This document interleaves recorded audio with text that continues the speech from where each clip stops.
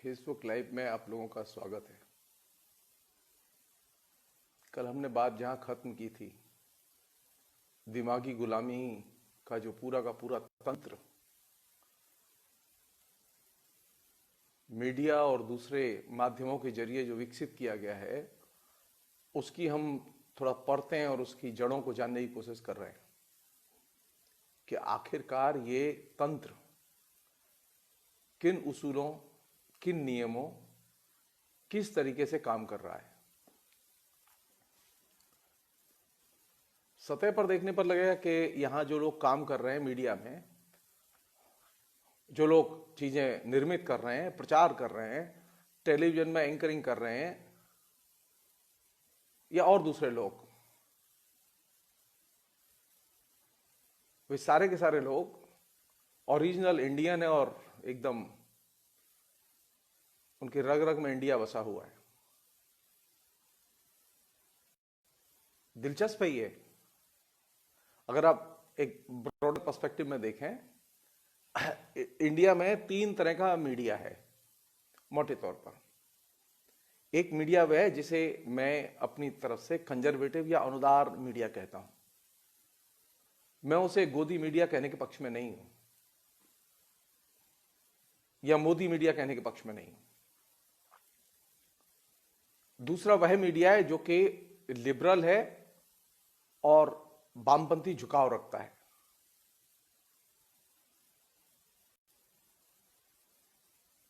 तीसरा मीडिया वह है जो कि दलीय मीडिया है, जिसमें कि विभिन्न दलों के प्रकाशन आते हैं।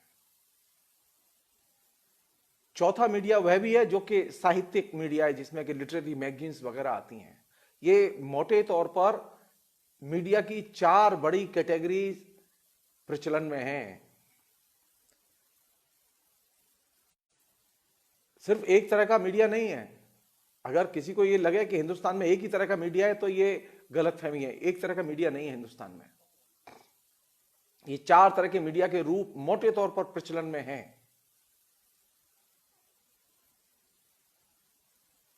पांचवा मीडिया एक और आया है जिसकी खपत सबसे ज्यादा है, जिसकी चर्चा सबसे कम है, जिसे पॉर्न मीडिया कहते हैं।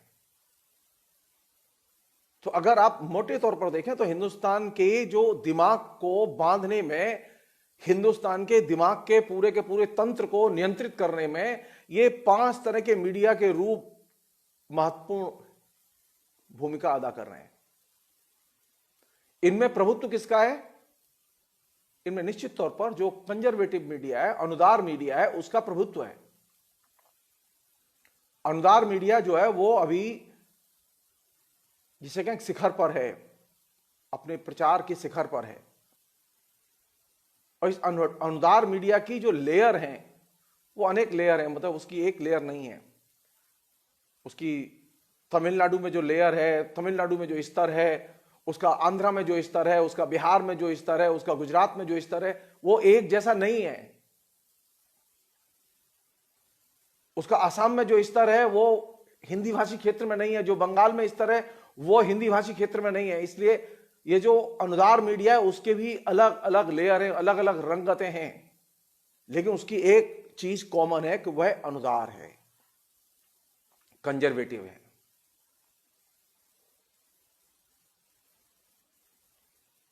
और अनुदार और संकीर्णतावादी विचारधारा के रूपों के साथ में उसकी वैचारिक मित्रता है।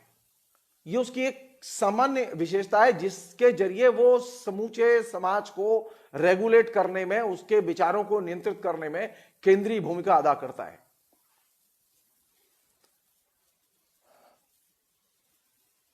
जो लोग, जाहिर है कि हमारे बीच में एक ऐसा वर्ग है, मैं भी उसमें शामिल हूं, जिनकी रुचि इस बात में है कि आखिर मोदी कैसे आए, मोदी का इतना दबदबा कैसे है,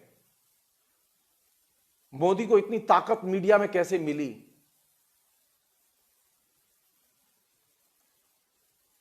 मोदी के पीछे सिर्फ मोदी नहीं है, आरएसएस नहीं है।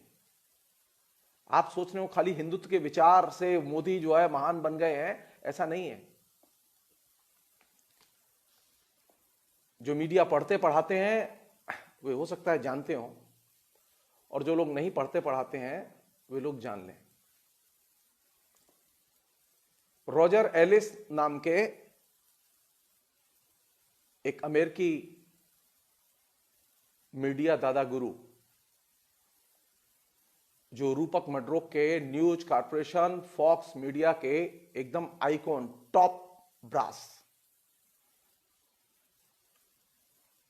सारी दुनिया के इस कंजर्वेटिव मीडिया के वे आदर्श हैं, गांधी हैं। जिस तरह हम लोगों के आदर्श गुरु गांधी हैं, हम लोग गांधी को मानते हैं, जो मार्क्सवादी हैं वो कार्ल मार्क्स को मानते हैं, उसी तरह जो कंजर्वेटिव मीडिया में काम करते हैं लोग, वो जिस तरह की खबरें, न्यूज रिपोर्टिंग, आर्टिकल्स, पॉलिटिक्स, इसका कवरेज देते हैं, उनका गोमुख रॉजर एलिस। और ये रॉजर एलिस अभी मरने के पहले तक ट्रंप के मीडिया सलाहकार थे, और ट्रंप के पहले वो तमाम जो रिपब्लिकन जो राष्ट्रपति रहे हैं उनके वो प्रचारक रहे हैं, प्रोपेगेंडिस्ट रहे हैं, इंचार्ज रहे हैं। रॉजर एलिस साधारण व्यक्ति नहीं था।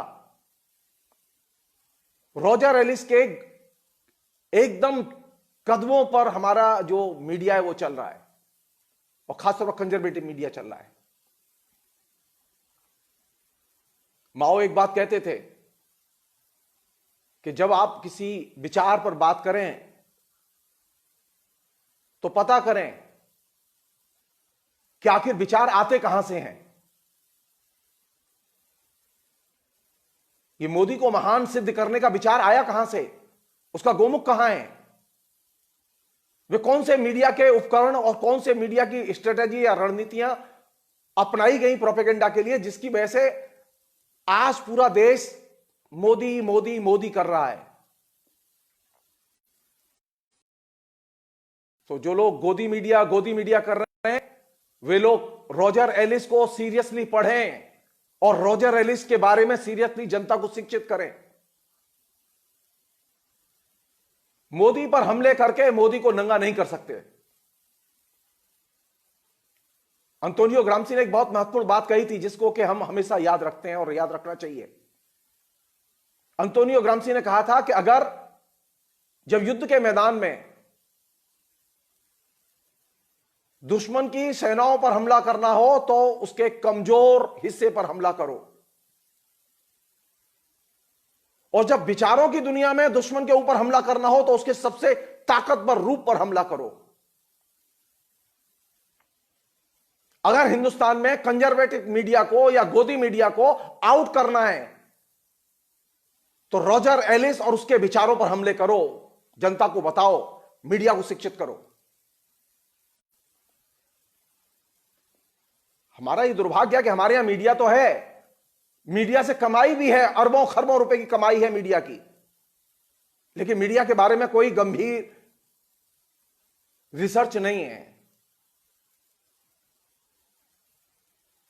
हमने धंधा करना तो सीख लिया है, लेकिन धंधे के जो उसूल हैं, धंधे में जो माल लग रहा है, उसकी वैचारिक समीक्षा मूल्यांकन करने की आदत हमने नहीं डाली है।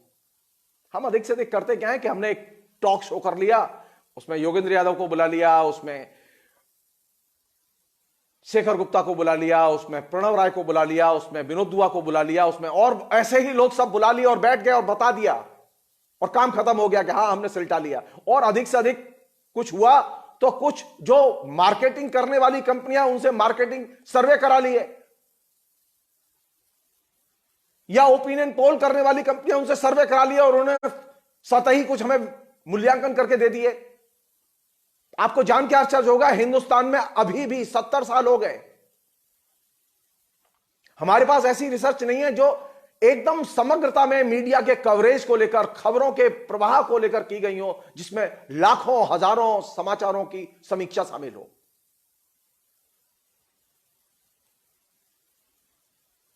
क्योंकि जो मीडिया में काम करते हैं, जो मीडिया की रोटी रोजी खाते हैं, वे उसकी प्रस्तुति तक तो गंभीर हैं। वे अपनी जो प्रस्तुति करेंगे उसके लिए भी रिसर्च करेंगे, उसके लिए डाटा जुटाएंगे, उसके लिए सामग्री जुटाएंगे, वहां वो मेहनत करेंगे। लेकिन मीडिया काम तो इसके आगे शुरू होता है, मीडिया काम वह खत्म नहीं होता।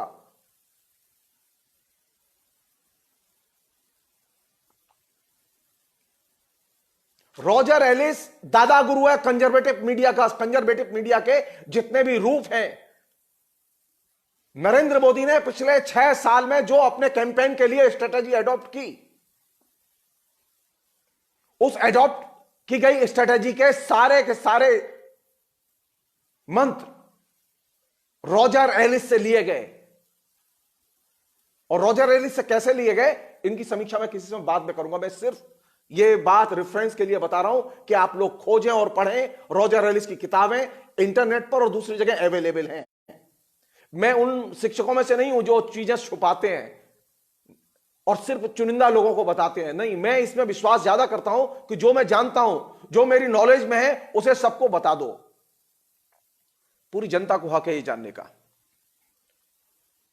मुझे बहुत खुशी होती है बता के कि लोग जान जाएं, यूज करें, मिसयूज करें, अपने नाम से बताएं, मुझे कोई आपत्ति नहीं है इसमें। क्योंकि हम जो पढ़ते लिखते हैं, हम जो काम करते हैं, वो किसके लिए करते हैं? हम तो समाज के लिए करते हैं। हम चाहते हैं कि हमारे विचार ज्यादा से ज्यादा लोगों के बीच में जाएं। मैं चाहता हूं कि रॉजर एलिस, जो कि फोक्स न्यूज का और न्यूज कॉर्पोरेशन का आइकॉन था, जिसने कि रूपक मड्रोक के न्यूज एम्पायर को खड़ा करने में केंद्रीय भूमिका अदा की,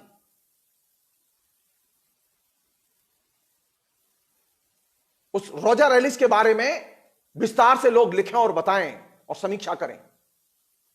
मुझे बहुत खुशी होगी इस बात की। आप विचारों के तंत्र और उसमें जो दिमागी गुलामी के उपकरण हैं, इनको अगर जानना चाहते हैं तो जिन लोगों ने इस पर गंभीरता से काम किया है, रिसर्च की है, लाखों करोड़ों न्यूज की और वेबसाइट की समीक्षाएं की हैं, उनकी आप रिसर्च पढ़िए। रवीश कुमार से पेट भरने वाला नहीं है। ये रवीश कुमार सिर्फ वैसा ही है जैसे आप भूख क्षुधा शांत करने के लिए चाउमीन खाते हैं। चाउमीन से पेट नहीं भरता और चाउमीन से हेल्थ नहीं बनती। कभी कभार ठीक है, लेकिन पढ़े लिखे इंटेलेक्चुअल लोग, जीनियस लोग, अगर वे अपनी क्षुधा की पूर्ति मीडिया के गंभीर विश्लेषकों को पढ़े बिना, जाने बिना कर रहे हैं, तो यह मेरे लिए चिंता की चीज है। निश्चित तौर पर हमारी कमजोर काया पैदा होगी, कमजोर मीडिया चेतना पैदा होगी। अगर मेरी विकसित चेतना का आधार और एकमात्र खाद्य अगर रवीश कुमार है, तो निश्चित तौर पर मेरे लिए खतरे की चीज है ये। रवीश कुमार ने निश्चित तौर पर महत्वपूर्ण काम किया, मैं उसके काम को कम करके नहीं देखता। उसने सीमित संसाधन में निश्चित तौर पर एक महत्वपूर्ण भूमिका अदा की है। लेकिन रवीश कुमार मीडिया का सिद्धांतकार नहीं है, वो एंकर है, वो एक चैनल का संपादक है, वो प्रस्तुत करता है। अंतोनियो ग्राम्सी की बात याद रखिए कि विचारधारा के क्षेत्र में शत्रु के सबसे मजबूत किले पर हमला बोलो, खोजो। वे कौन लोग हैं जो कंजर्वेटिव मीडिया के आइकॉन हैं? वे कौन लोग हैं जिनको कि कंजर्वेटिव मीडिया फॉलो करता है? आपको यह जानकर आश्चर्य होगा कि आरएसएस के पूरे प्रोपेगेंडा की धुरी है रॉजर एलिस।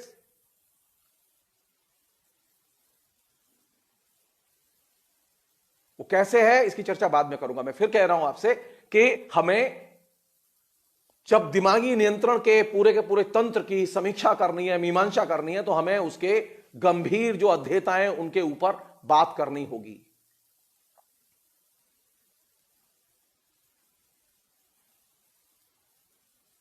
आप यहां देखिए कि क्या कंजर्वेटिव मीडिया क्या अचानक यह सरफेस पर आया है?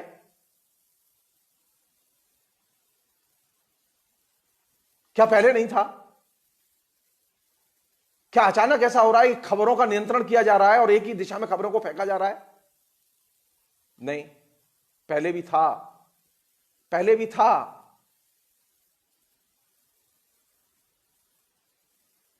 कौन नहीं जानता इस बात को कि पंजाब में जिस समय आतंकवाद का दौर चल रहा था, उस आतंकवाद के दौर में सबसे रद्दी कवरेज और सबसे खतरनाक कवरेज पंजाब का हुआ करता था।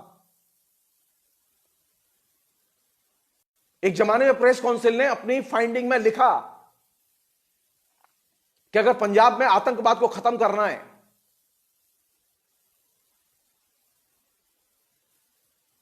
तो सबसे अच्छा क्या होगा? सबसे अच्छा यह होगा कि आप पंजाब केसरी के कवरेज को खत्म कर दीजिए। अगर पंजाब केसरी लिखना बंद कर दे तो आतंकवाद अपने आप चला जाएगा नीचे।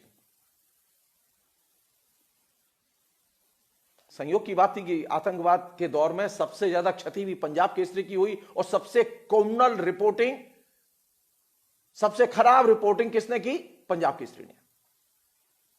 पंजाब केसरी के कई संपादक मारे गए आतंकवादियों की गोली से।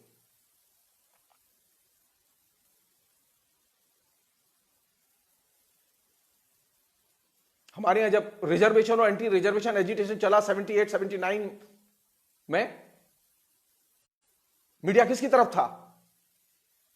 मीडिया का एक बड़ा हिस्सा रिजर्वेशन के खिलाफ था।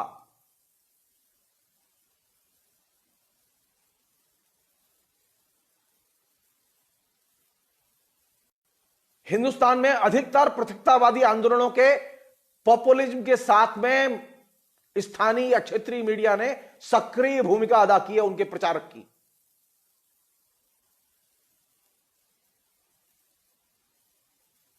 इसकी फाइंडिंग्स हैं। इसलिए जब आप मीडिया पर बात करें तो यह चीज ध्यान रखें, मीडिया का एक फ्लो है और वो निरंतरता है उसके अंदर, वो निरंतरता बनी हुई है, वो निरंतरता कम नहीं हुई है। हुआ यह कि इस बीच में वह फ्लो बढ़ गया है और ज्यादा आक्रामक हो गया है, क्योंकि हम लोग अभी करंट में रहते हैं। हम अतीत तो बहुत जल्दी भूल जाते हैं, और मीडिया को जो लोग पढ़ते पढ़ाते हैं, देखते हैं, हम सब लोग नागरिक हैं, हम लोगों की मेमोरी कितनी अच्छी है आप सिर्फ सोच लीजिए। अगर मैं आपसे कहूं कि आप थोड़ी देर के लिए सोचिए कि आज से 5 दिन पहले अखबार फ्रंट पेज की खबर कौन कौन सी थी, तो आपको याद नहीं आएगा। अखबार में जो लोग काम करते हैं, अखबार की एक सामान्य प्रकृति है,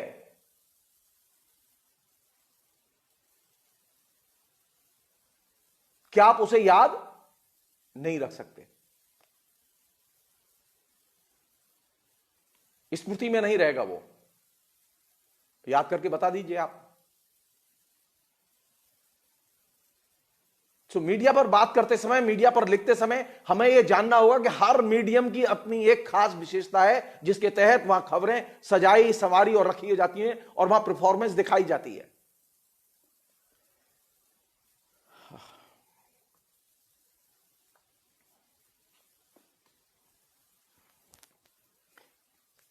ये जो कंजर्वेटिव मीडिया है वो किस तरह की स्ट्रेटेजी अपनाता है, इसके लिए सबसे अच्छा होगा कि कुछ लोग, जो लोग मीडिया पढ़ना पढ़ाना चाहते हैं, जो लोग जानना चाहते हैं, क्योंकि मैं जो बात कर रहा हूं ये बात कोई ये ऐसी नहीं है कि मेरे अंदर खाम ख्याली पैदा हुई और मैं आपसे टॉक करने चला आया। जैसा कि मैंने कहा कि मैं लगातार रिगरसली, मैं पिछले 30 साल से मीडिया पर रिसर्च कर रहा हूं, अपने तरीके से काम कर रहा हूं। मीडिया पर जो लोग देश दुनिया में लिख रहे हैं, मैं उसे लगातार पढ़ रहा हूं, सीख रहा हूं उससे। यही मेरा शौक है। मैं मीडिया विशेषज्ञ नहीं हूं। मीडिया विशेषज्ञ तो वे हैं जो मीडिया में काम करते हैं। मैं मीडिया में काम ही नहीं करता, और अब तो मास्टर भी नहीं हूं। अब तो एक रिटायर्ड आदमी हूं, रिटायर्ड प्रोफेसर हूं, और मैं एक नागरिक की तरह पहले भी बात करता था, अभी भी नागरिक की तरह ही आपसे बात कर रहा हूं मैं। लेकिन हमें यह तो जानना होगा कि इस कंजर्वेटिव मीडिया की स्ट्रेटेजी क्या है, यह किस तरीके से काम करता है, उसके कौन से पैराडाइम है जिनको वह इस्तेमाल करता है, जिनका कि व्यवहार में, आचरण में उपयोग करता है। अभी जो लोग सुन रहे हैं उनमें अनेक मेरे पढ़ाए हुए विद्यार्थी हैं जो शिक्षक हैं, जो रोज मीडिया पढ़ाते हैं। ऐसे भी लोग हैं जो मीडिया पढ़ाते हैं या मीडिया में काम करते हैं लेकिन मेरे दोस्त हैं। हमारे परिवेश की एक मजबूरी है कि हम में रहता हूं उस परिवेश की मजबूरी है कि वहां ज्ञान के आदान प्रदान की संभावना ही नहीं है। तो आखिर मुझे यह तो बताओ कि कंजर्वेटिव मीडिया की स्ट्रेटेजी के लिए क्या पढ़ूं, उसे जानने के लिए क्या पढ़ूं? रवीश कुमार ने कोई काम नहीं किया इस पर, और दूसरे लोगों ने कोई काम नहीं किया। वे सिर्फ करंट अफेयर्स की प्रस्तुतियों से जुड़े रहे हैं।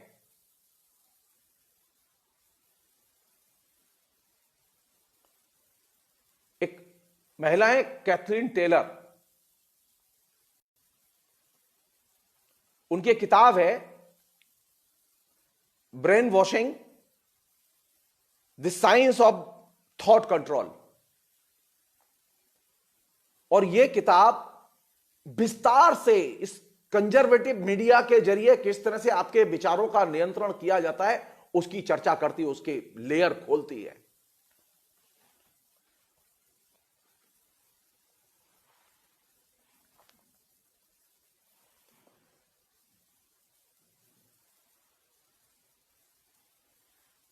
कैथरीन टेलर ने फॉक्स और दूसरे जो कंजर्वेटिव मीडिया है उसकी विस्तार से मीमांसा की है और आलोचना लिखी है। और जो कंजर्वेटिव मीडिया यहां पर है और जो गोदी मीडिया यहां पर है, उसका आदर्श है वही एलिस, फॉक्स का दादा गुरु।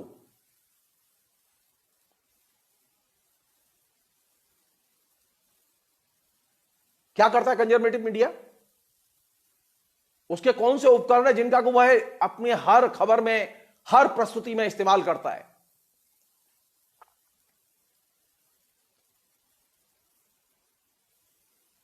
कैथरीन टेलर ने जो उसके निष्कर्ष निकाले हैं उसके पूरे मीमांसा करके, वे निष्कर्ष मैं आपसे शेयर कर रहा हूं। कैथरीन टेलर ने लिखा कि इसका पहला जो बड़ा हिस्सा है जिसमें कि ये मीडिया रन करता है, जिस पर कि अपनी सारी खबरें विकसित करता है, वो है झूठ और भ्रम। कंजर्वेटिव मीडिया में झूठ और भ्रम, ये दो चीजें बड़े पैमाने पर इस्तेमाल की जाती हैं।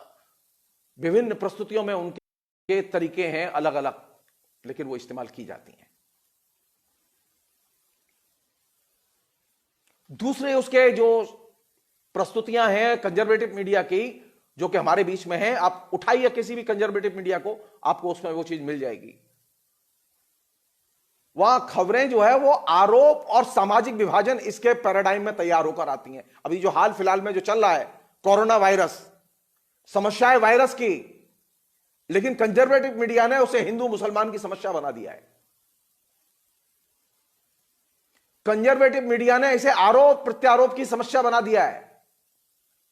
अब हम कोरोना वायरस पे हमारे जो विद्वान लोग हैं वो बात नहीं कर रहे। फेसबुक में ऐसे जड़ बुद्धि जो कि लगातार तबलीगी जमात ने क्या किया, तबलीगी जमात ने क्या किया, यही बोले जा रहे हैं।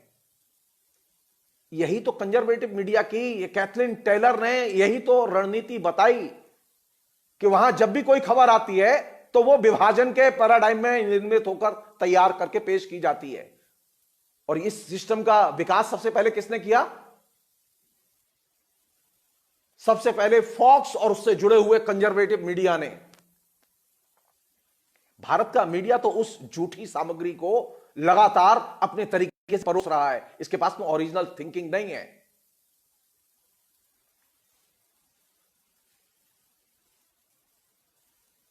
मोदी के प्रचार में जो मीडिया लगा हुआ है, जो साइबर सेल लगा हुआ है, वह तो कैथरीन टेलर की माने तो वह फॉक्स मीडिया की जो उच्छिष्ट है, झूठा ने, उसके फ्रेमवर्क में वो खबरें तैयार करके उनके बारे में अपनी राय पेश कर रहा है। और उसका सबसे बढ़िया तरीका क्या है?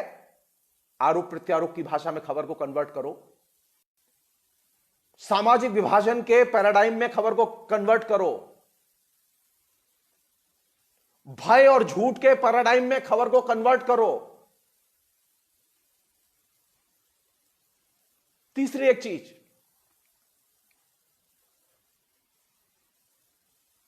जो कंजर्वेटिव मीडिया वो करता है क्या है कि वो एक तरफ तो ब्रांडिंग करता है और दूसरी तरफ लेवलिंग करता है। सो कंजर्वेटिव मीडिया ने एक तरफ ब्रांडिंग की है, बहुत ही शानदार ब्रांडिंग की है मोदी की।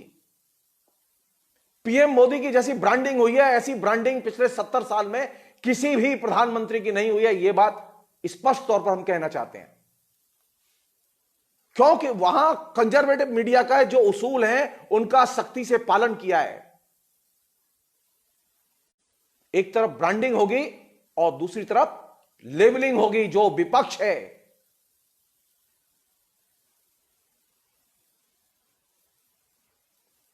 जो दूसरे लोग हैं, उनकी लेबलिंग की गई है। कैसी लेबलिंग की गई है आप सब लोग जानते हैं।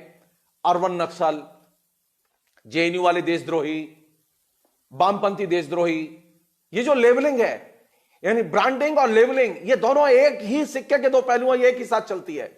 जिस न्यूज में ब्रांडिंग है उसी के साथ साथ लेबलिंग भी चल रही है।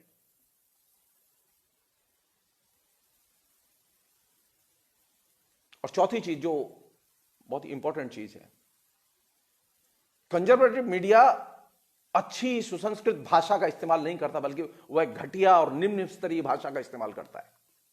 और हमारे यहां तो मतलब मास्टर हैं इसमें लोग जो कंजर्वेटिव मीडिया में बैठे हुए हैं, वे घटिया से घटिया चीजों को, मसलन एक किसी मंत्री ने एक घटिया बयान दिया और उसको वो ज्यों का त्यों छापेंगे। वो रियल प्रस्तुति करनी है ना उनको। भाषा जो है कंजर्वेटिव मीडिया की हमेशा निम्न स्तरीय और घटिया होती है। और ये कहां से सीखा हमने? ये कंजर्वेटिव मीडिया ने कहां से सीखा? यह सीखा फॉक्स और दूसरे न्यूज चैनलों से, रूपक मर्डोक के प्रकाशन संस्थानों से।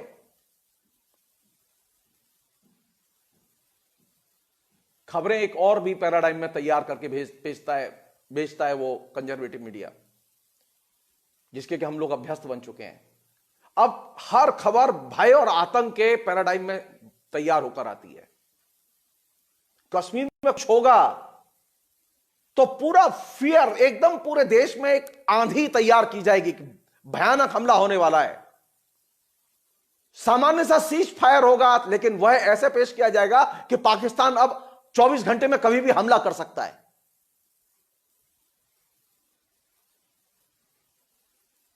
सामान्य रूटीन के जो आतंकी हमले हैं, वे हमले ऐसे पेश किए गए कि वे बहुत बड़ी कार्रवाई थी जिससे कि देश को बचा लिया गया।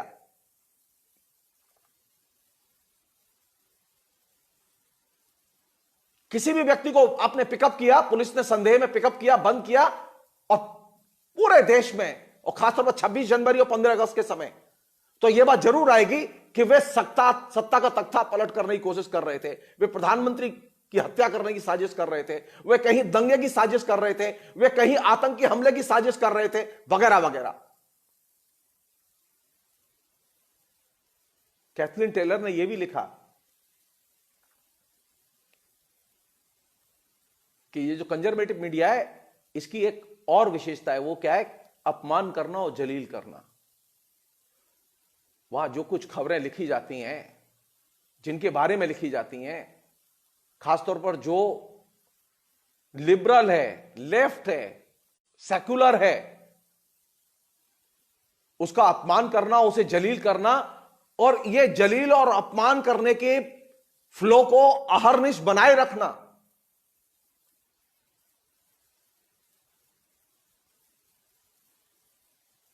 और इसने एक बड़ा तंत्र घृणा का पैदा किया, और इस घृणा के तंत्र में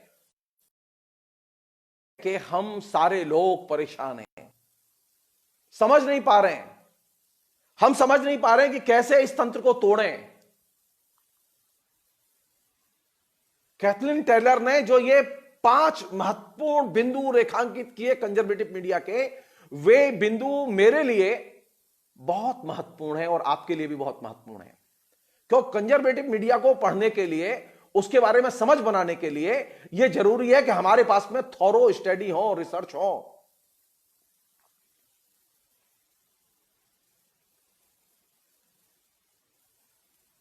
क्योंकि मध्य वर्ग के एक बड़े हिस्से का, जिसे हम लोग दक्षिणपंथी मध्य वर्ग कहते हैं, उस बड़े हिस्से के दिमाग का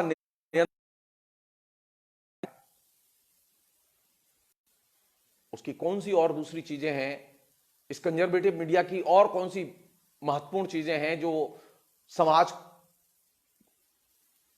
और मध्य वर्ग के दिमागी नियंत्रण में केंद्रीय भूमिका अदा करती रही हैं, इनकी चर्चा मैं फिर बाद में करूंगा। आज शाम को फिर 6 बजे मिलेंगे।